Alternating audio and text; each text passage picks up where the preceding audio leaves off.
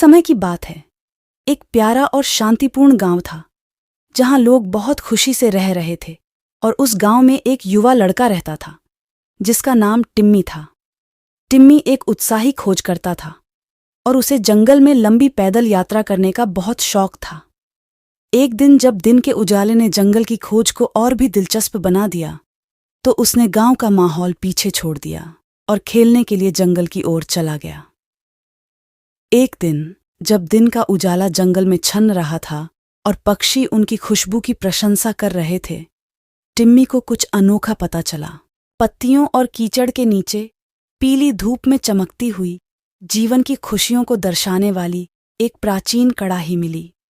इसकी लोहे की सतह पर सपनों की नियमित चमक और इसकी अलंकृत छवियों से पता चलता है कि यह कड़ाही प्राचीन काल की किसी कहानी से संबंधित है।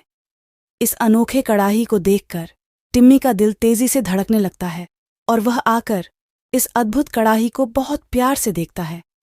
यह बर्तन तो कुछ भी नहीं था। कड़ाही इस संकेत के साथ खड़ी थी कि यह शांतिपूर्ण जंगल में असामान्य था और इसकी उपस्थिति ने टिम्मी को चिंतित कर दिया। काफी मशक्कत के बाद वह उसे उठाकर गांव ले आया। यह तब तक है जब तक टिम्मी को कड़ाही की खासियत का पता नहीं चल जाता, जिसे सभी के लिए अपने जीवन से परे जीवन का आशीर्वाद प्राप्त है। ये बर्तन विशेष शक्तियों से संपन्न थे जो उन्हें जादुई गुण प्रदान करते थे। उनके समर्पण ने लकड़ी की सतह पर एक झिलमिलाती छाया डाली जो किसी की भी इच्छा पूरी करने की शक्ति रखती थी। कड़ाही ने अपनी अनोखी सामाजिक दुनिया में अपनी जगह बना ली और टिम्मी और ग्रामीणों के लिए कड़ाही की जादुई कहानी के रोमांच उनकी कल्पना से परे थे। जब सूरज ने रंग बदला और गांव पर एक जादुई रोशनी पड़ी तो टिम्मी ने कढ़ाई को देखने और उसमें पानी डालने का फैसला किया। उन्हें पूर्वानुमान से उम्मीद थी कि कुछ छोटी मोटी घटना होगी। बिना किसी उम्मीद के टिम्मी ने एक बाल्टी ली और गांव के कुएं से पानी लाकर बर्तन में डालने का फैसला किया। एक सुगंधित जादुई रोशनी दिखाई देने लगी, मानो पानी ने टिम्मी की इच्छा स्वीकार कर ली हो। टिम्मी का दिल खुशी से भर गया क्योंकि वह अब अपनी पसंदीदा दादी के अच्छे होने की कामना कर रहा था। टिम्मी ने पॉट के जीवन में एक नए जादुई रहस्य के जन्म की घोषणा की और यह खबर टिम्मी के पूरे गांव में फैल गई। कुछ लोगों ने इसका उपयोग अच्छे उद्देश्यों के लिए करना शुरू कर दिया, जैसे कि बीमारों को ठीक करना और भूखों को खाना खिलाना, जबकि अन्य लोग आत्मत्याग की कामना करने लगे। टिम्मी ने कभी नहीं सोचा था कि यह जादुई कड़ाही अगले दिनों में गांव के लिए खुशी और तनाव का केंद्र बन जाएगी, उसके बाजार में खेलेगी, ग्रामीणों की नैतिकता और सामाजिक मूल्यों का परीक्षण करेगी। और यहीं टिम्मी की ईमानदारी और घरेलूता का भाग्य छिपा है। कोशिश करूंगा। जैसे ही टिम्मी की जादुई कड़ाही की बात गांव में फैली, पहला बार्किश समुदाय का गठन हुआ। दूर दूर से किसान आपके गमले की अद्भुत शक्ति देखने आते थे। शुरुआत में उन्होंने उचित और ईमानदार इच्छाएं कीं, अच्छी फसल के लिए, बीमारों के उपचार के लिए और कठिनाइयों में खुशी के लिए। लेकिन जैसे जैसे दुनिया हफ्तों में और हफ्ते महीनों में बदलती गई, बेकार खबरें आने लगीं, लोगों की विचार शक्ति कमजोर हो गई। जादुई कड़ाही के चमकते सुनहरे रंग ने लोगों को इसकी ओर आकर्षित किया और वे इसे बेहतर बनाने और व्यक्तिगत लाभ के लिए इसका उपयोग करने लगे। लोग हर दिन एक दूसरे को धक्का देकर आगे निकल जाते थे ताकि वे अगली पंक्ति में हो सकें। एक इच्छा के बजाय सूजन और संघर्ष दुनिया का हिस्सा बन गए। एक दिन एक विशेष रूप से गर्म दिनचर्या फैल गई, जिससे क्लारा और रॉबर्ट सहित 2 ग्रामीणों के बीच संघर्ष छिड़ गया। दोनों ने दावा किया कि बर्तन उन्हें दिया जाना चाहिए। प्रत्येक अपनी महत्वाकांक्षा में सफल होना चाहता है। कड़ाही कांपने लगी और उसकी उदासी भरी चमक उसके पीछे आ गई।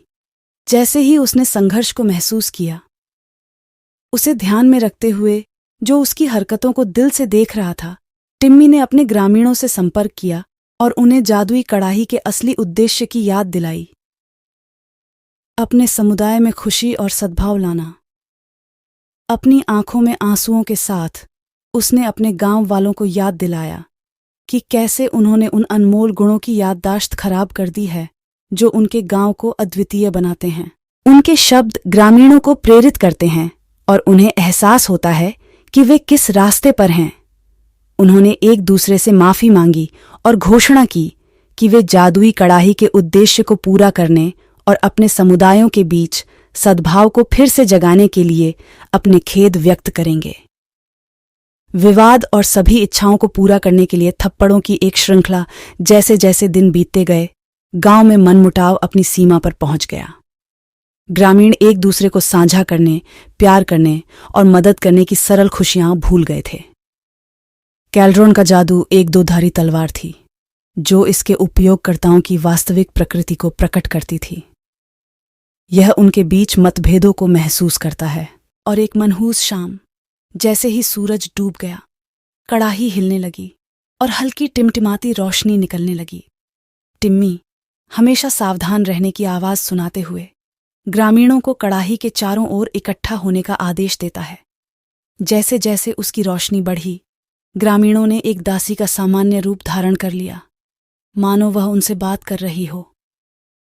गांव में सन्नाटा पसर जाता है, क्योंकि उन्हें लगता है कि उनका स्वार्थ उन्हें नए पैरों पर खड़ा कर रहा है। उस समय एक बूढ़ी औरत, जो जरूरतमंदों के लिए आश्रय बनाने के लिए, अपने परिवार के भविष्य को सुरक्षित करने के लिए धन अर्जित करना चाहती थी, उसने पुकारा। उसकी आंखों में आंसू हैं और वह पहले से ही अपने साथी ग्रामीणों के सामने अपने विस्तारित परिवार के प्रति अपनी पापपूर्ण इच्छा को स्वीकार कर चुकी है। उन्होंने प्रस्ताव दिया कि कड़ाही के जादू का इस्तेमाल जरूरतमंदों की मदद के लिए किया जाना चाहिए। अन्य लोग उसके पास आते हैं, अपने आत्मकेंद्रित चक्र में अपनी पापपूर्ण इच्छा को स्वीकार करते हैं। एक लोहार ने बेघरों के लिए घर बनाने में मदद करने के लिए ताकत की कामना की, जबकि एक बेकर ने भूखे लोगों को खिलाने के लिए प्रचुर मात्रा में दुर्लभ रोटियां की कामना की।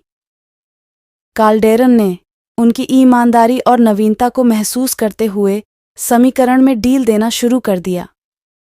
जब ग्रामीण अपनी इच्छाओं को पूरा करने के लिए मिलकर काम करते हैं, तो कुछ जादुई घटित होता है। एक दूसरे की मदद करने के बजाय उनके विकसित होते रिश्तों को व्यवस्थित करने के लिए गांव को बदल दिया गया। उन्होंने रिश्ते को सुधारा और गांव की भीड़ एक मंडली की तरह उमड़ पड़ी। तभी काल्डेरन ने अपने रूपांतरण की पुष्टि करते हुए फिर से अपनी इच्छाओं को पूरा करना शुरू कर दिया। इसके निहितार्थ स्पष्ट थे। असली जादू इच्छा पूर्ति में नहीं, बल्कि एक व्यक्ति के दिल की अच्छाई में और दूसरों की भलाई के लिए अपनी प्रतिभा का उपयोग करने में है। लालच और स्वार्थ की ओर मुड़ने से किसी कीमती चीज का नुकसान हो सकता है, लेकिन जब लोग एक दूसरे के लिए दया और करुणा के साथ आते हैं, तो वे किसी भी इच्छा से अधिक समुदाय के जादू को बहाल कर सकते हैं। यह शक्तिशाली है। और इस प्रकार गांव शिक्षित हो गया।